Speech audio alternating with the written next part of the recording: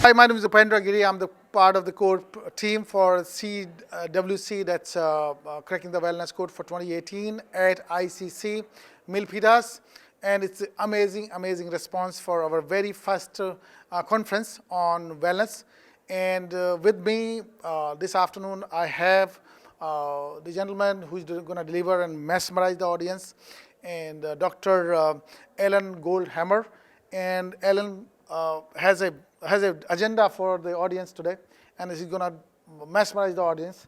So I would like to ask Alan what he has in mind and what to expect when you don't know what's out there, because everybody is looking for pleasure. Yeah. So, today I'm going to be talking about this idea of the pleasure trap, that pleasure can sometimes act as a trap, and it can lead us to do things like overconsume food. It's the reason why people are fat, sick, and miserable. It's a reason why people develop a lot of diseases today that used to be rare, that are very common. These diseases used to be called the diseases of kings: cardiovascular disease, diabetes, autoimmune disorders, and now they've become very common. And we believe that it's in part because of the artificial stimulation of dopamine in the brain, the pleasure-sensing neuropeptide that comes from the addition of certain chemicals that are added to food. And when you add these chemicals to food, you will systematically result in overfeeding. If you do it in rats, the rats become fat and develop the disease of excess, and the same thing happens to human beings. And some of those chemicals include what we call SOS, or salt, oil, and sugar. These are actually not foods, but chemicals added to food that artificially stimulate dopamine production, lead to systematic overeating, and these diseases of dietary excess. Wonderful. Common man does not think in those terms, how what we eat and what we inhale. So most of the consumption happens in terms of air, then comes the food, right?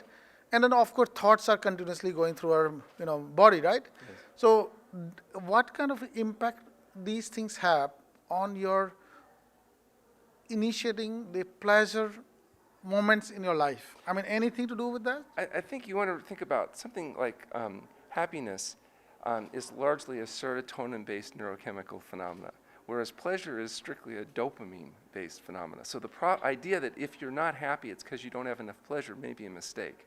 No matter how much short-term pleasure-seeking indulgent behavior you get involved with, it's not going to make you happy. So, happiness and pleasure, even though they seem synonymous, are actually completely different events. The focus on happiness, interestingly, the single most biggest predictor of happiness turns out to be health. It doesn't mean that just being healthy is all it takes to be happy, but without health, it's very difficult to experience the overall balance of your life experiences as highly positive, which essentially is what happiness is. And so if we were trying to build a happy life, one of the cornerstones is getting healthy. And we know that health is a result of healthful living. So if we want to be healthy, we have to pay the price, and that means controlling diet, sleep, and exercise. So when we live life, we have good moments, we have bad moments, and we have baggage. So when we carry baggage, does it hold on to you and it drags you backward when you are trying to go forward, right? How does it impact as far as age is concerned, from childhood to elderly age, right? So these hormones have some kind of difference?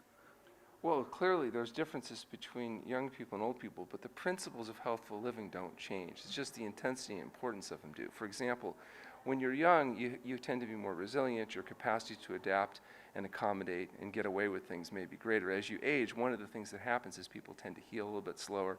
They tend to have to be that much more intelligent about what they do if they want to sustain a high level of function. And if they want to avoid the average 18 years of debility that the average person suffers. So the idea is to try to live until you die, live to your genetic potential, go to sleep one night and not wake up. What you don't want to do is find yourself unable to talk or move, lying in some nursing home bed, completely dependent, waiting for somebody to come and change your diaper. And to a large extent, the ability to avoid that debility is going to be dependent on the choices you make when you're younger about what you put in your mouth, whether you get enough sleep, and how you exercise.